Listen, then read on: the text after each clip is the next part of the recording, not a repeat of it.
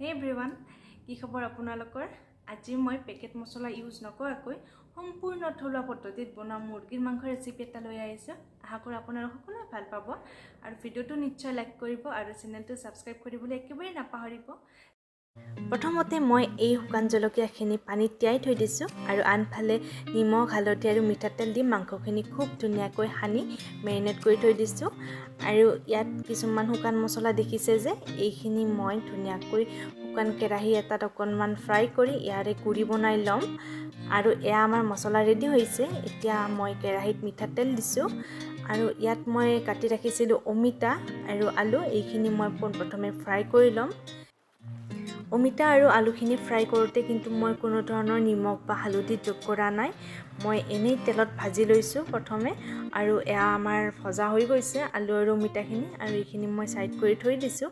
এতিয়া তেলত দিছোঁ মই 5 ফোৰণ, তেজপাত আৰু এটা শুকান জলকীয়া আৰু ইয়াতে মই দি দিছোঁ পিঁয়াজখিনি আৰু দুটা জলকীয়াও দি দিছোঁ।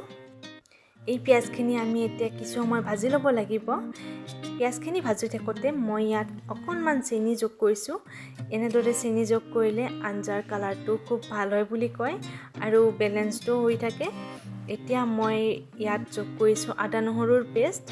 এইখিনিৰ কেঁচা গন্ধ যোৱালৈকে আমি ভাজি থাকিব লাগিব।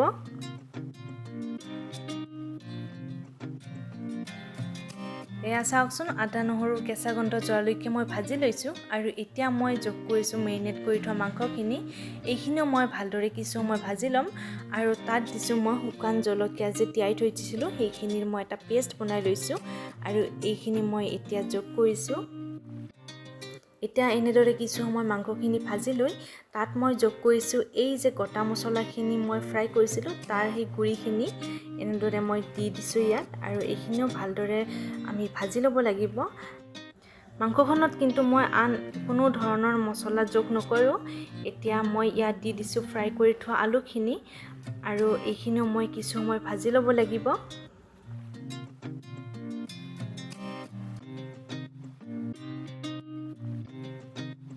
আৰু এয়া চাওকচোন, মাংসখিনি ভাজোতে কেনেকুৱা হৈ গৈছে। ৰংটো আচলতে খুবেই ধুনীয়া হৈছে কিন্তু ইয়াত অকণমান বগা বগা লাগিছে। আৰু এতিয়া মই ইয়াত যোগ কৰিছোঁ অমিতাখিনি আৰু অমিতাখিনিও আমি খুব ভালদৰে ভাজিব লাগিব। মাংসখন মই প্ৰায় 20 পৰা 25 মিনিট সময় ভালদৰে ভাজি লৈছোঁ আৰু এতিয়া মই যোগ কৰিছোঁ পানী। ইয়াতে অকণমান কম দেখিছে, মই আৰু অকণমান পানী ইয়াত যোগ কৰিছোঁ আৰু ভালদৰে এনেদৰে মিক্স কৰি এইখিনি উতলিবলৈ দিম। আৰু এতিয়া ইয়াত মই দি দিম কেইটামান কেঁচা জলকীয়া। এনেদৰে কেঁচা জলকীয়া দিলে আঞ্জাখনৰ গোন্ধটো খুব ধুনীয়া হয় আৰু আমাৰ এয়া আঞ্জা প্ৰায় হৈছেই। এয়া চাওকচোন, আঞ্জাৰ পৰিমাণ আপোনালোকে নিজৰ মতে ৰাখিব পাৰে। আমি অকণমান গ্ৰেভি খাই ভাল পাওঁ, গতিকে আমি গ্ৰেভি কৰি ৰাখিছোঁ। আপোনালোকে নিজৰ মতে ৰাখিব পাৰে, পনীয়া যদি খাই পনীয়া কৰিও ৰাখিব পাৰে। মই মাংসবোৰ ভাঙি চাইছিলোঁ, খুব ধুনীয়াকৈ সিজিছে। এয়া চাওকচোন, মই ভাত সাজ বাঢ়ি লৈছোঁ। মাংসখন খাবলৈ কিন্তু খুবেই ভাল হৈছিল। আপোনালোকে যদি এনেদৰে আগেয়ে খাই পোৱা নাই নিশ্চয় এবাৰ ট্ৰাই কৰিব আৰু ভিডিঅ'টো লাইক কৰিব আৰু চেনেলটো ছাবস্ক্ৰাইব কৰিব। বাই।